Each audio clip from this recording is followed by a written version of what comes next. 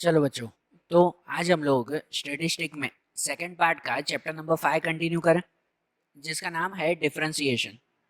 देखो, इस चैप्टर में हम लोग फाइनल एक्सरसाइज का सेक्शन डी के सम्स देख रहे थे, कि जिसमें आज सेक्शन डी का ही आगे का सम हम लोग कंटिन्यू करें, कि जिसमें हमारा क्वेश्चन नंबर 8 है।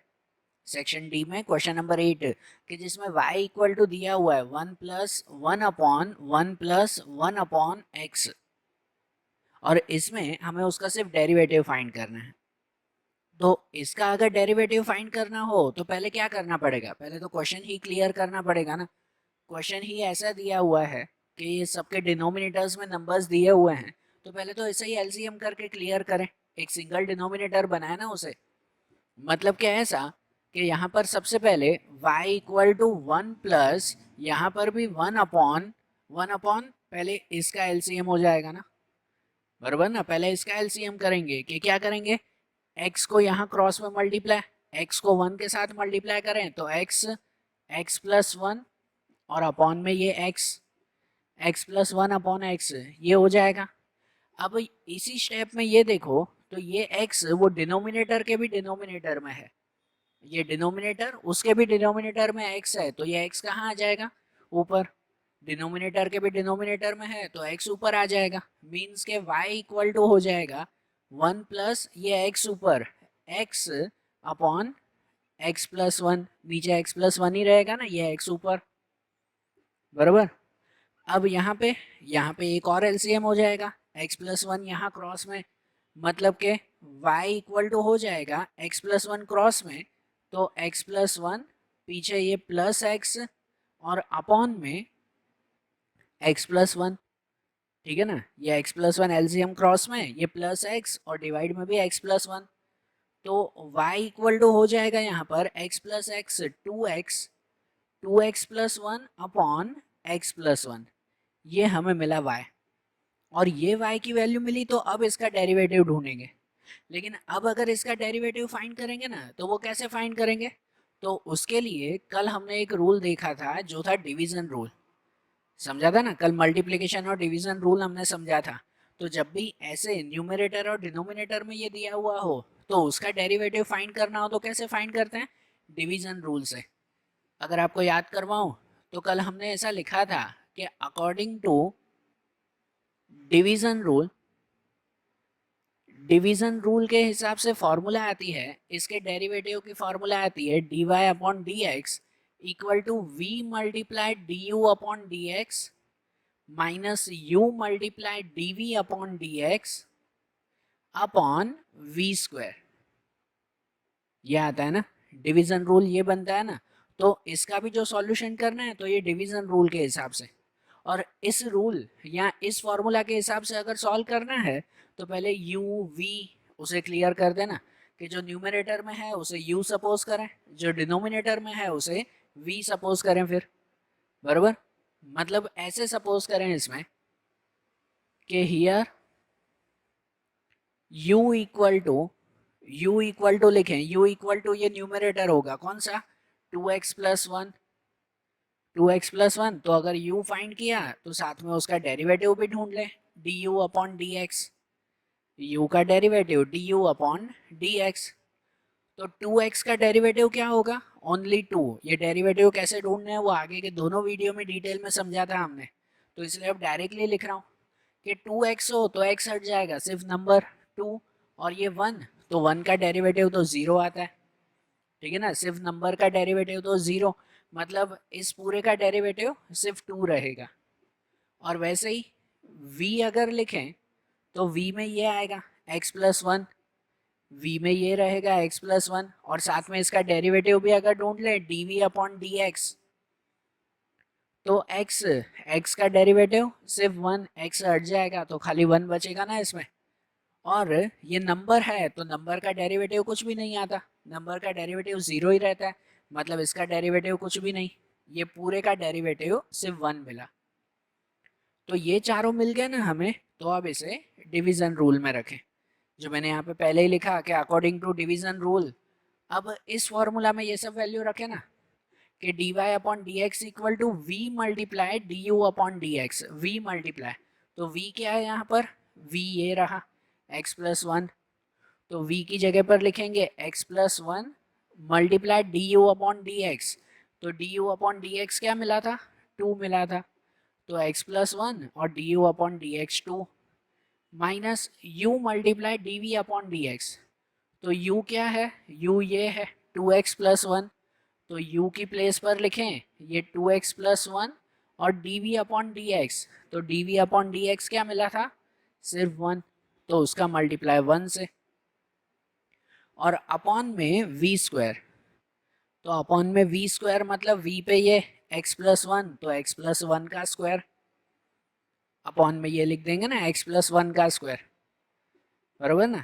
तो अब ऊपर मल्टीप्लाई करें, जैसे x प्लस वन को 2 से मल्टीप्लाई, तो 2 का दोनों के साथ मल्टीप्लाई होगा ना, पहले ब्रैकेट में ही लिखेंगे कि x को 2 से करेंगे तो 2x, 1 को 2 से मल्टीप्लाई तो 2, ठीक है, माइनस यहाँ पर 2x प्लस वन का 1 के साथ मल्टीप्लाई, तो 2x को 1 से करेंगे तो 2x ही रहेगा, प्लस 1 को 1 से मल्टीप्लाई तो 1, और अपॉन में वही रहेगा x प्लस वन का स्क्वायर, ठीक है ना।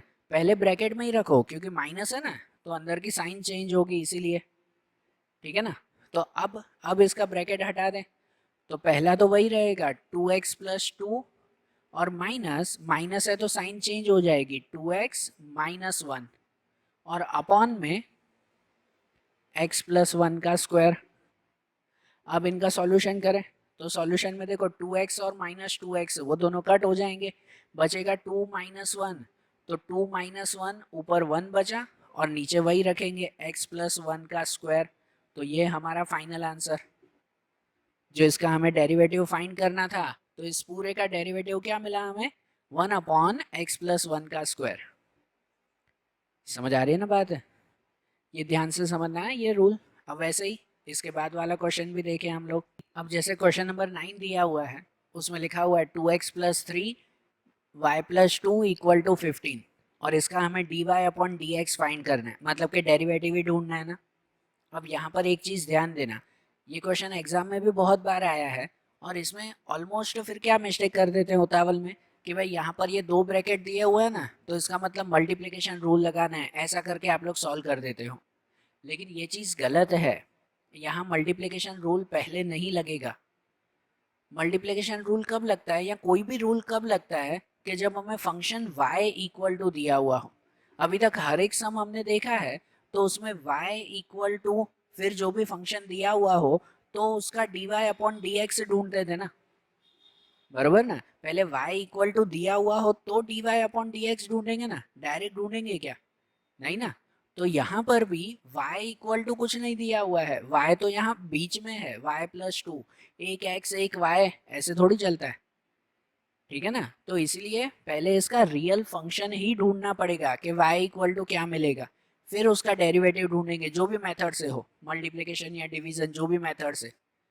तो यहाँ y कैसे ढूंढेंगे, यहाँ पर y ढूंढने के लिए y के साथ जो जो नंबर्स हैं उसे इक्वल टू के उस साइड लेते जाएं।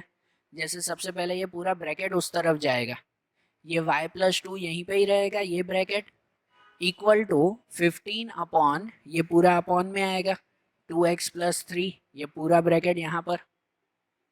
अब दूसरा y अगर फाइंड करना है तो प्लस टू यहाँ पे जाएगा माइनस टू, मतलब कि y इक्वल टू हो जाएगा 15 upon 2x plus three minus two, ठीक है ना। ये प्लस टू यहाँ पे माइनस टू आएगा।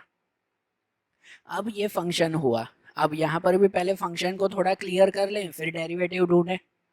क्लियर कैसे, तो पहले यहाँ पे एलसीएम होगा ना, सीधा 15 माइनस टू 13 मत कर देना, माइनस में डायरेक्ट माइनस नहीं होता, मल्टीप्लाई डिवाइड में डायरेक्ट हो सकता है, प्लस माइनस में नहीं, उसमें पहले एलसीएम करना पड़ेगा। एलसीएम मतलब ये 2x प्लस थ्री क्रॉस में मल्टीप्लाई होगा 2 के साथ, मतलब कि y इक्वल टू हो जाएगा, ये 15 ही रहेगा, minus 2 multiply 2x plus three होगा, 2 का मल्टीप्लाई ये 2x प्लस थ्री क्रॉस में एलसीएम करने के लिए, और अपॉन में वही रहेगा 2x प्लस थ्री, बराबर, ये 15 ही रहेगा, ये 2 के साथ क्रॉस में मल्टीप्लाई और नीचे भी वही। तो अब यहाँ सॉल्व करें कि y इक्वल टू 15 और 2 का दोनों से मल्टीप्लाई, 2 2 ज़ा 4x माइनस 4x और ये 2 3 ज़ा माइनस 6, ठीक है ना, बाहर माइनस है तो माइनस प्लस माइनस 6 और अपॉन में वही 2x प्लस 3 और finally y equal to 15 minus 6, तो 15 minus 6 9, 9 minus 4x upon 2x plus 3, बराबर। ये हमें y मिला, ये फंक्शन मिला। अब इसका डेरिवेटिव ढूंढना है और अब इसका अगर dy अपॉन dx ढूंढना है तो वो कौन सी मेथड से होगा? अब इसमें भी डिवीजन मेथड ही लगेगी, डिवीजन रूल ही लगेगा, जैसे पहले वाले सब में किया था। सही बात क्या नहीं? ये भी अपॉन में ही आया ना। इस ऊपर को u सपोज करेंगे, इसको v सपोज करेंगे और इसमें भी यही मेथड यूज करेंगे, डिवीजन रूल। तो यहाँ पर भी इसे पहले अगर सपोज कर लें, यहाँ पे लिख दें कि here u equal to u, तो u ऊपर रहेगा 9 माइनस 4x, u की वैल्यू क्या होगी? 9 माइनस 4x। तो अगर ये u है तो इसके साथ इसका डेरिवेटिव भी du अपॉन dx, बराबर ना, du अपॉन dx। तो 9 का आंसर तो कुछ भी नहीं, खाली नंबर हो तो उसका डेरिवेटिव तो 0 हो जाता है, उसका कुछ भी नहीं। और ये 4x, तो 4x का डेरिवेटिव सिर्फ 4, माइनस है तो माइनस 4, x हट जाएगा, तो ये इसका डेरिवेटिव आ गया ना। और वैसे ही v, तो v का आंसर क्या है? उसका आंसर है 2x प्लस 3, 2x प्लस 3। तो उसका डेरिवेटिव अगर ढूंढे dv अपॉन dx, तो 2x का डेरिवेटिव सिर्फ 2, x हट जाएगा, सिर्फ 2 डेरिवेटिव, और 3, तो 3 का डेरिवेटिव कुछ भी नहीं। तो इस पूरे का डेरिवेटिव ये ना, dv अपॉन dx सिर्फ 2 मिलेगा। और ये चारों चीज़ें मिल गई ना, तो अब डिवीजन रूल रखें। अब यहाँ पे अगर लिख दें अकॉर्डिंग टू डिवीजन रूल के हिसाब से dy upon dx equal to formula आती है v multiply du upon dx minus u multiply dv upon dx upon v square, ठीक है। तो यहाँ वैल्यू रखे ना कि v multiply du upon dx, तो v पे ये होगा 2x प्लस 3, तो यहाँ पर v 2x plus 3 multiply du upon dx, तो du और dx उसका आंसर क्या? माइनस 4। तो 2x प्लस 3 का मल्टीप्लाई माइनस 4 से, और minus u multiply dv upon dx, तो u की वैल्यू ये 9 माइनस 4x, तो u की वैल्यू पे 9 माइनस 4x और उसका मल्टीप्लाई dv अपॉन dx, तो dv अपॉन dx का आंसर 2, इसका मल्टीप्लाई 2 के साथ, और अपॉन में v स्क्वायर, तो v स्क्वायर मतलब 2x प्लस 3 का स्क्वायर, वो वैल्यू रखे ना कि v square means 2x plus 3 का स्क्वायर, बराबर है। तो अब मल्टीप्लाई कर दें, पहले ब्रैकेट में ही रखें कि जैसे माइनस 4 का दोनों से मल्टीप्लाई, 2x मल्टीप्लाई 4, तो माइनस 8x, माइनस होगा ना, माइनस है तो माइनस 8x, और 4 मल्टीप्लाई 3 12, माइनस 12, और माइनस यहाँ पे 2 का दोनों से मल्टीप्लाई, तो 9 2 ज़ा 18, और माइनस यहाँ पे 4 2 ज़ा 8, 8x, और अपॉन में यही रहेगा 2x प्लस 3 का स्क्वायर, बराबर है। और अब उनका ब्रैकेट हटा देना ऊपर, तो ऊपर अगर ब्रैकेट हटा दें तो ये पहला तो वही रहेगा माइनस 8x माइनस 12, दूसरे में अंदर की साइन चेंज हो जाएगी तो माइनस 18 और प्लस 8x हो जाएगा, और अपॉन में 2x प्लस 3 का स्क्वायर, बराबर ना। तो अब यहाँ पर ये माइनस 8x और प्लस 8x वो दोनों कट हो जाएगा, 8x दोनों कट, तो बचे यहाँ पर नंबर माइनस 12 और माइनस 18, तो आंसर माइनस 30, और अपॉन में वही नंबर 2x प्लस 3 का स्क्वायर, तो ये हमारा आंसर रहा ना फिर, बराबर ना। इस पूरे का डेरिवेटिव ये मिला। ये डेरिवेटिव में ध्यान दिया करो, इसमें मल्टीप्लिकेशन रूल मत लगाना, डेरिवेटिव में पहले y होना चाहिए, y इक्वल टू जो आंसर मिले उसका फिर डेरिवेटिव ढूंढना है, बराबर ना। तो ये क्वेश्चन भी अच्छी तरह से लिखो, समझो। तो फिर इसके बाद वाला क्वेश्चन देखें हम लोग। अब जैसे क्वेश्चन नंबर 10 में दिया हुआ है कि उसमें y equal to 5 plus 6 upon 7x plus 8 ये दिया हुआ है फंक्शन, और इसमें भी हमें dy upon D x find करना है, मतलब कि इसका डेरिवेटिव ढूंढना है। तो अब ये y इक्वल टू बरोबर दिया हुआ है ना, जैसे पहले क्वेश्चन था वैसा नहीं है, लेकिन इसमें भी पहले क्वेश्चन थोड़ा तो क्लियर करना पड़ेगा ना, कि अगर ये कंडीशन दी गई है तो पहले इसका एलसीएम करके क्लियर करना होगा।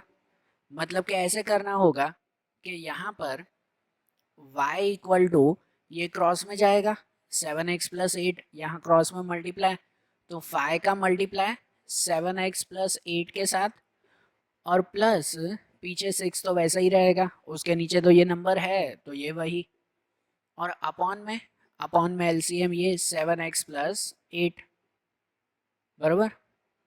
सो y इक्वल टू हो जाएगा ये 5 का दोनों से मल्टीप्लाई, 5 7 जा 35, 35x और 5 8 जा 40, 40 प्लस ये 6 अपॉन में 7x प्लस 8। तो y इक्वल टू फाइनली हो जाएगा कि ये 35x और 40 और 6 46, 46 अपॉन 7x प्लस 8, ठीक है। तो अब ये y की सिचुएशन मिली, ये रियल फंक्शन मिला, और इस फंक्शन का डेरिवेटिव ढूंढना है, तो इसमें भी कौन सा, वही डिवीजन रूल लगेगा ना। न्यूमरेटर और डिनोमिनेटर दिया हुआ है, इसमें भी डिवीजन रूल लगेगा। मतलब इसमें भी आगे के सम्स की तरह वैसे ही करें ना, कि हियर u इक्वल टू, पहले वो क्लियर कर दें कि ये u ये v और दोनों के डेरिवेटिव भी ढूंढ लें, कि u equal to 35x plus 46, 35x plus 46। तो अगर ये u हुआ तो इसका derivative du upon D x, तो डेरिवेटिव इसका आंसर ढूंढे ना। 35x का आंसर क्या है, सिर्फ 35, 35x तो उसका सिर्फ 35, और 46 तो 46 का कुछ भी आंसर नहीं, उसका तो 0, मतलब इसका डेरिवेटिव ये रहेगा 35। और वैसे ही अगर v क्लियर करें तो v equal to 7x plus 8, तो v पे 7x प्लस 8, और इसका derivative dv upon D x, तो 7x का आंसर 7 रहेगा, x हट जाएगा सिर्फ 7, और 8 का कुछ भी डेरिवेटिव नहीं, तो यही रहेगा ना सिर्फ 7। और ये चारों अगर मिल गए तो अब वैसे ही डिवीजन रूल रखें कि अकॉर्डिंग टू डिवीजन रूल, जो रूल आता है कि dy upon D x equal to v multiply D you upon D x minus u multiply D we upon D x upon v square. तो इस rule के हिसाब से v multiply D you upon D x, तो v पे answer ये लिखेंगे ना 7x plus 8, 7x plus 8 multiply D you upon D x, तो D you upon D X ये मिला 35 मल्टीप्लाई 35, और minus u multiply D we upon D x, तो u पे ये 35x प्लस 46, तो उसका answer 35x plus 46 multiply D we upon D x, तो D we upon D X का आंसर 7 था, तो मल्टीप्लाई 7, और अपॉन में v स्क्वायर, तो v पे ये 7x प्लस 8 उसका स्क्वायर, 7x प्लस 8 का स्क्वायर, बराबर।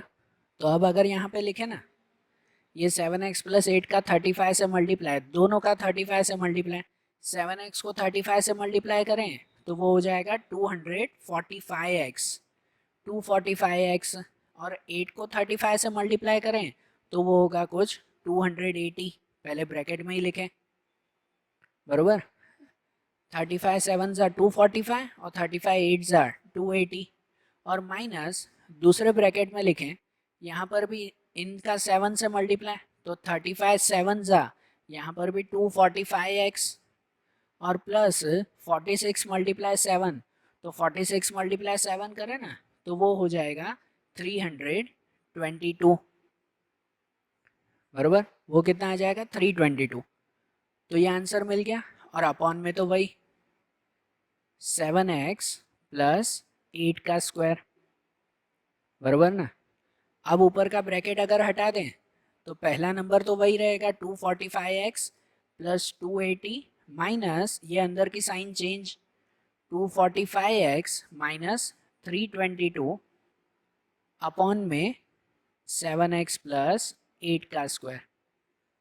तो यहाँ पर ये 245x ये प्लस ये माइनस वो तो कट हो जाएगा, बचेगा ये 280 और माइनस 322। तो 280 माइनस 322 वो होगा माइनस 42 और माइनस 42 अपॉन में ये 7x प्लस 8 का स्क्वायर। तो ये हमारा answer minus 42 upon 7x plus 8 का स्क्वायर, बराबर। ये मिल गई ना कंडीशन हमें, ठीक है ना। अब जैसे ये सम किया वैसे ही इसके बाद वाला भी क्वेश्चन देखें हम लोग। अब जैसे उसके बाद क्वेश्चन नंबर 14 दिया हुआ है, हाँ क्वेश्चन नंबर 14, बीच के क्वेश्चंस आपके ओमिट हैं।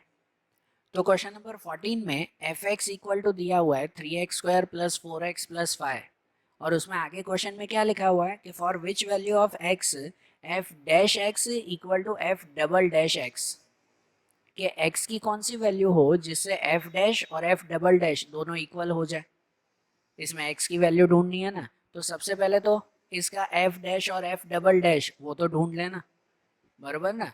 तो यहाँ पर अगर पहले ये क्वेश्चन दिया हुआ फंक्शन दिया हुआ है तो इसका फर्स्ट डेरिवेटिव f डैश, अगर फर्स्ट डेरिवेटिव हम लोग लिखें तो 3x स्क्वायर का क्या होगा, 2 का आगे मल्टीप्लाई 2 3 जा 6 6x, बराबर ना, 2 3 जा 6x और प्लस 4x का हो जाएगा ओनली 4, x अकेला हो तो वो हट जाएगा सिर्फ नंबर, और नंबर अकेला हो तो उसका तो कुछ डेरिवेटिव नहीं, उसका 0, मतलब इस पूरे का फर्स्ट डेरिवेटिव मिलेगा 6x प्लस 4। और वैसे ही इसका सेकेंड डेरिवेटिव भी ढूंढ लें f डबल डैश x, तो f डबल डैश मीन्स कि इसका डेरिवेटिव अगर ढूंढे तो 6x का हो जाएगा ओनली 6, x हट जाएगा सिर्फ नंबर, और खाली नंबर का कुछ भी नहीं आता, बराबर ना, 4 का कुछ भी नहीं, तो इसका सेकंड डेरिवेटिव सिर्फ 6 रहेगा। तो अब इसमें क्वेश्चन पूछा हुआ है, हियर कंडीशन दी गई है कि here f dash x equal to f double dash x होना चाहिए। हमें x की ऐसी वैल्यू ढूंढनी है कि जिससे f dash equal to f double dash हो। तो अगर x की वैल्यू ढूंढनी है तो क्या करें, यहीं पर ही इन दोनों की वैल्यू तो लिख देना, कि जैसे f डैश, तो f डैश का आंसर ये 6x plus 4 equal to f double dash, तो डबल डैश का आंसर ये 6, ठीक है। दोनों इक्वल हो ऐसे x की वैल्यू ढूंढनी है तो इक्वल लिखकर अब x की वैल्यू ढूंढ लेना, नॉर्मल जैसे ढूंढते हैं वैसे ही, कि पहले प्लस 4 यहाँ पे जाएगा कि 6x equal to 6 minus 4 means 6x equal to 2 मिलेगा यहाँ पर, और 6 डिवाइड में x इक्वल टू 2 अपॉन 6, दोनों 2 2 से कट हो जाएंगे तो x इक्वल टू मिलेगा 1 अपॉन 3, बराबर ना। मतलब x पे अगर 1 अपॉन 3 रखा जाए ना तो f डैश x और f डबल डैश x दोनों की वैल्यू इक्वल मिलेगी, बराबर। समझ आया ना x की वैल्यू कैसे ढूंढते हैं, एकदम सिंपल क्वेश्चन था। अब ऐसे ही इसके बाद वाला क्वेश्चन भी हम लोग देख लें। अब जैसे क्वेश्चन नंबर 15 में दिया हुआ है कि क्वेश्चन नंबर 15 में ना डिमांड फंक्शन दिया हुआ है, लिखा हुआ है कि for demand function p equal to small p, demand function को स्मॉल p कहते हैं, कि p equal to 2500 minus x square upon 100, और उसमें हमें फाइंड करना है कि फाइंड अ मार्जिनल रेवेन्यू, क्या ढूंढना है, मार्जिनल रेवेन्यू ढूंढना है। अब मार्जिनल मतलब तो डेरिवेटिव ढूंढते हैं, कि जो भी क्वेश्चन दिया हुआ उसका डेरिवेटिव ढूंढ लेंगे, लेकिन ये दिया हुआ है डिमांड फंक्शन, ये डिमांड दिया हुआ है और हमें मार्जिनल फंक्शन ढूंढना है रेवेन्यू का। तो इसलिए सबसे पहला काम क्या करना होगा कि इस डिमांड को रेवेन्यू में कन्वर्ट करना होगा। अब यहाँ पर आपका एक नया पॉइंट, छोटा सा लेकिन नया पॉइंट, कि आपको डिमांड दिया हुआ है और डिमांड को आपको रेवेन्यू में कन्वर्ट करना है।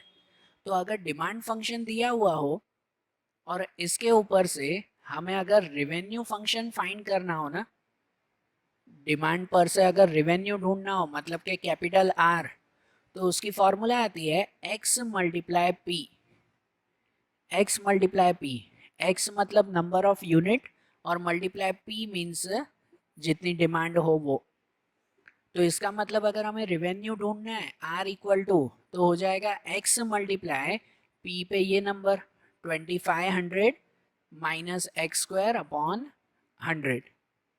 तो ये x का ऊपर मल्टीप्लाई होगा ना, नीचे नहीं, ऊपर ही मल्टीप्लाई होता है। तो इसका मतलब r इक्वल टू हो जाएगा, x को इससे मल्टीप्लाई करें तो 2500x, और x को x स्क्वायर से करें तो x क्यूब अपॉन 100। बराबर है, ये आंसर मिल जाएगा ना इसमें। ये हमें रेवेन्यू मिला, ये मिला मेन रेवेन्यू फंक्शन। डिमांड दिया हुआ था, उसके ऊपर से रेवेन्यू फंक्शन ढूंढा, और इसके ऊपर से हमें ढूंढना है marginal revenue. Marginal revenue means इसका derivative D R upon D X. Derivative ढूंढना है मतलब ये आर में ऐसा लिखेंगे ना, D R upon D X. बराबर, फिर तो जैसे एक स्टेप में ढूंढते हैं वैसे ही यहाँ पे सिर्फ नया यही था कि डिमांड का रेवेन्यू में कन्वर्ट करना हो तो ये फार्मूला आती है, ये फार्मूला याद रखना, एक्स मल्टीप्लाई पी।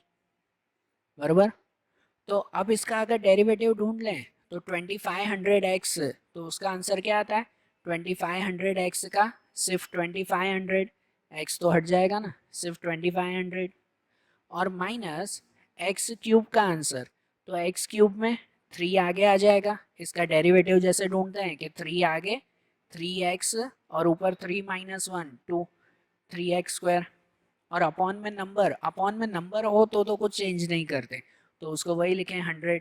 ये इसका डेरिवेटिव मिल गया। यहाँ तक आंसर लिखो तो भी करेक्ट है। अगर एक स्टेप और करो कि भाई ये 100 को दोनों में डिवाइड कर दो, पूरे के नीचे 100 है ना, दोनों में डिवाइड कर दो और फिर आंसर लिखो तो भी करेक्ट है। वो ना करो, यहाँ तक लिखो तो भी सही है कि अगर मैं 100 दोनों को दे दूँ तो ऐसे हो जाएगा 2500 अपॉन 100 और माइनस 3x स्क्वायर अपॉन 100। तो यहाँ पे 0 0 कट हो जाएगा, यहाँ पे रहेगा सिर्फ 25, और इसमें कुछ कट नहीं होगा तो उसका होगा माइनस 3x स्क्वायर अपॉन 100। ये डेरिवेटिव मिला, ये मिला मार्जिनल रेवेन्यू। बराबर ना, कि यहाँ पर फिर से बोल रहा हूँ, डिमांड दिया हुआ था, उसके ऊपर से पहले हमने रेवेन्यू ढूंढा, फिर उसका मार्जिनल रेवेन्यू फाइंड किया। ठीक है, मार्जिनल दिया हुआ और आप खाली इसी का ही डेरिवेटिव ढूंढ लो ऐसा नहीं चलेगा, क्या पूछा हुआ है वो खास ध्यान देना। बराबर ना, छोटा सा क्वेश्चन था, लेकिन क्या लॉजिक है, क्या नया पॉइंट है, वो माइंड में रखना। अब जैसे ये क्वेश्चन देखा वैसे इसका नेक्स्ट क्वेश्चन देखें फिर। अब जैसे उसके बाद क्वेश्चन नंबर 19 दिया हुआ है, हाँ सीधा तो क्वेश्चन नंबर 19, कि जिसमें लिखा हुआ है कि एक शुगर फैक्ट्री है कि जिसका production cost C equal to x square upon 10 plus 5x plus 200 है। प्रोडक्शन कॉस्ट इतना है। बराबर, और इसमें लिखा हुआ है कि if production is 100 unit, if production is 100 unit then find marginal production cost. ठीक है ना, मार्जिनल कॉस्ट ढूंढना है हमें कि ये 100 यूनिट का कॉस्ट दिया हुआ है, अगर 100 यूनिट बनाते हैं ना तो इतना कॉस्ट आता है, तो इसका मार्जिनल कॉस्ट कितना होगा, मतलब कि अगर 101 यूनिट बनाते हैं तो कॉस्ट कितना होगा वो ढूंढना है हमें, एंड इंटरप्रेट इट, और उसको इंटरप्रेट करना है। बराबर ना, तो ये जो कॉस्ट दिया हुआ है ना, ये 100 यूनिट का कॉस्ट दिया हुआ है, हमें फिर 101 यूनिट का फाइंड करना है। तो इसलिए सबसे पहले तो क्या करें कि ये जो कॉस्ट दिया हुआ हो उसका डेरिवेटिव ढूंढ लें। बराबर ना, उसका फर्स्ट डेरिवेटिव ढूंढ लें। मेथड समझना कैसे ढूंढना है। अब हमें प्रॉपर मार्जिनल कॉस्ट कैसे ढूंढना है वो समझना, कि ये C दिया हुआ है, उसके ऊपर से DC अपॉन डी एक्स, मतलब कि इसका डेरिवेटिव हम लोग फाइंड कर लें। तो डेरिवेटिव अगर ढूंढ लें तो इसका सॉल्व करें, देखो अपॉन में नंबर हो तो कोई चेंज नहीं करते, सिर्फ ऊपर को चेंज करेंगे कि एक्स स्क्वायर, तो 2 आगे आ जाएगा 2x, और ऊपर 2 माइनस 1 तो 1, सिर्फ 2x रहेगा upon 10, 2x plus 10 plus plus 5x, तो 5x पे यहाँ पर 5x का सिर्फ 5 रहेगा, x हट जाएगा ना, सिर्फ 5, और 200 का कुछ भी नहीं। बराबर ना, 200 का कुछ भी नहीं, उसका आंसर 0, तो वो लिखेंगे ही नहीं। तो ये इसका डेरिवेटिव हुआ ना, यहाँ पे कट हो रहा हो तो कट कर सकते हैं भले, कि डेरिवेटिव का आंसर लिख सकते हैं, ये दोनों 2 2 से कट हो जाएंगे, 2 5 मतलब ऊपर रहेगा सिर्फ x अपॉन 5 और प्लस 5। बराबर, तो ये इसका डेरिवेटिव मिल गया DC अपॉन dx, और इसमें दिया हुआ है कि अगर प्रोडक्शन 100 है तो उसका मार्जिनल कॉस्ट ढूंढना है।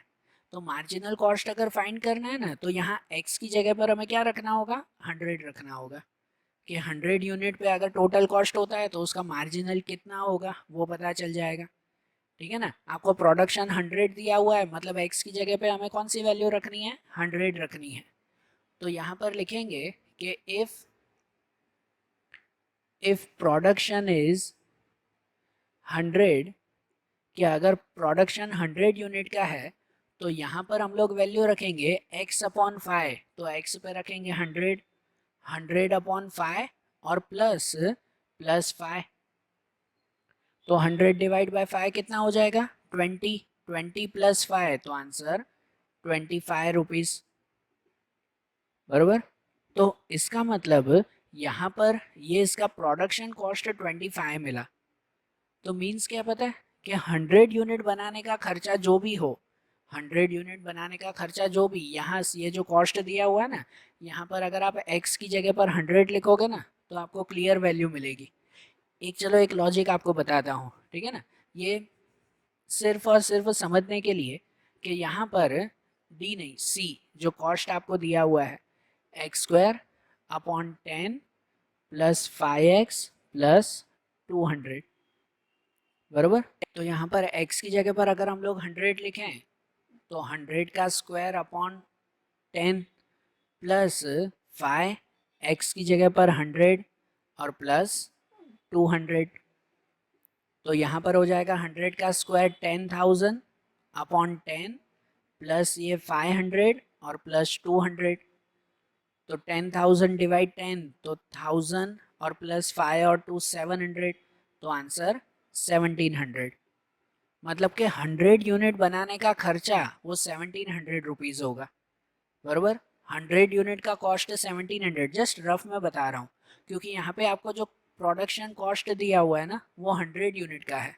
सपोज अगर आप लोग 100 पेन बना रहे हो, यहाँ पे शुगर का है, चलो शुगर दी हुई है कि 100 kg शुगर बना रहे हो ना, तो आपका खर्चा 1700 होगा।